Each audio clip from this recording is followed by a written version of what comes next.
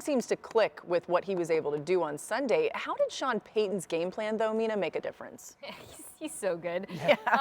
You know, some of my hesitation, I think, with Bo Nix prior to this game was I felt like he was much better versus man coverage than zone. The numbers bore that out. He was great at, oh, good, I got a one-on-one Cortland Sutton. I'm going to hit the fade, accurate. But earlier, until this point in the season, when he faced zone coverage, you felt some hesitancy in the pocket, some uncertainty about what he was seeing. I thought Payton did such a good job of finding ways to get him one-on-ones versus zone coverage, whether it was through those 4x1 formations or trips, so that Bo didn't have to pause or go through full field reads often. It felt like Payton was giving him the correct answers. And again, credit to Bo. He was incredibly accurate from inside the pocket, throwing downfield in a way that he also hasn't been this season. But I think from a game plan perspective, it felt like for Jeff Hafley's very zone-centric defense, he gave him all the right answers. Yeah, he went from frantic and hurried to fast and clean. And that's kind of the thing that frantic and hurried was, for some moments this year, the feet were all over the place. We've seen him run in the pocket and a little bit of doubt in there. And then this game, it was fast and clean. And I think one of the reasons why is their style of how lacking a huddle was a big deal. So this is a dagger concept. He's going to read really high to low versus that zone defense Mina's talking about. The shallow wants to sit down in zone. Don't run to where the defenders are. Right when that guy's sitting down, that ball comes out. You might think if it's only a 7-yard completion, that's a big deal. This is a spot route.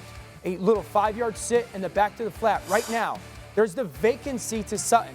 There's that zone that Mina was referencing. Ball comes out right now. It allows you to get to that first down. Another version of spot this time has 3 people involved in it. This ball is out before that receiver puts his left foot into the goal line, before that defender can collapse, and the placement is there on that right shoulder. And then that really like motion to a hitch route. This ball's going to come out of Bo's hands before the receiver's ready for it. He's still running his route. Once again, it's zone defense. And when you rewatch the game, and that's the overwhelming thing, it's like, okay, why? Look how much they went no huddle this game. I think the no huddle was a huge deal of it. Their no huddle usage. They ran it 13 times most of the season. They ran it for 111 yards most of the season and 13.5 plus yards per attempt most of the season. I think the no huddle almost calmed him down to play way less frantic and allowed the ball to come out a little bit quicker. That's something you had observed earlier in the season, too. Right. When they would go no huddle, oh, why are they so good in these fourth quarter comebacks? So it's interesting to see that pay off. The other thing I'll say this, I had my concerns about Bo Nix. I also had concerns about the Denver pass catchers outside of Cortland Sutton.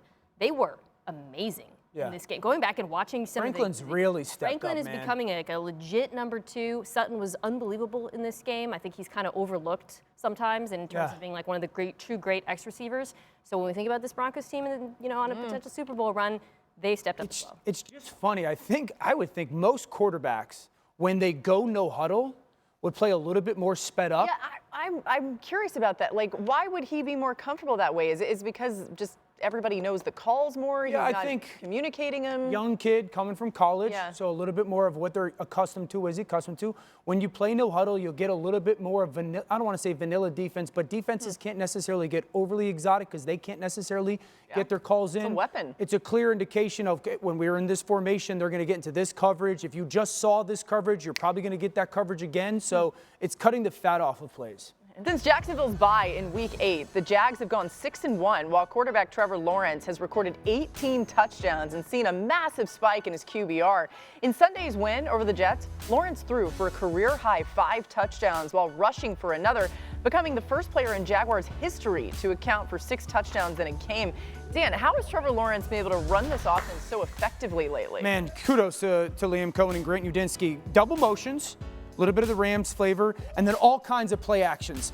But the concepts are often the similar thought process, and Trevor Lawrence has got a really good understanding. So what do I mean by double motion?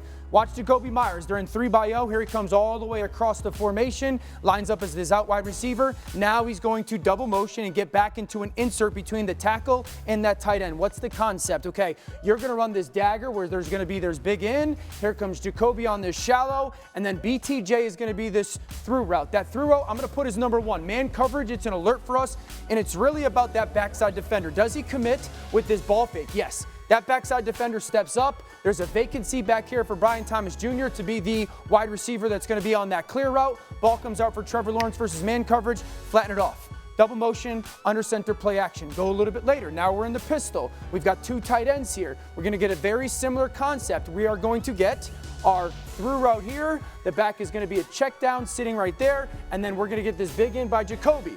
I told everybody, man alert, backside defender is that initial thought for that through route. What does that backside defender do with that play action? He stays backside. He's got vision. Don't want to throw the through route.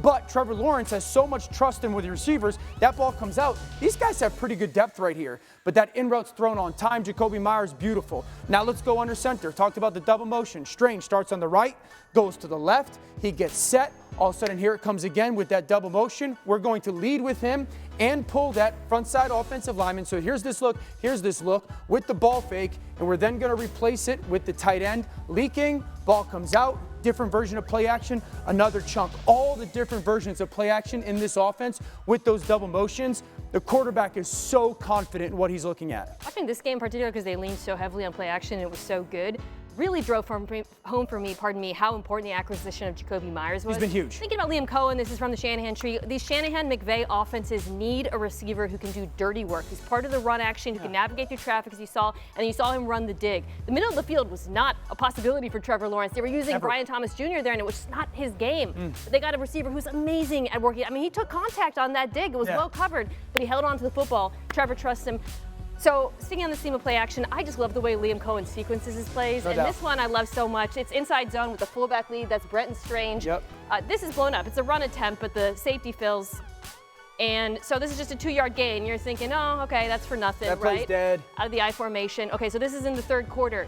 The very next drive, same look, Strange is the fullback. Jets are thinking they're going to run it again. They just ran it on the prior drive. Watch Brenton Strange slither through the B gap.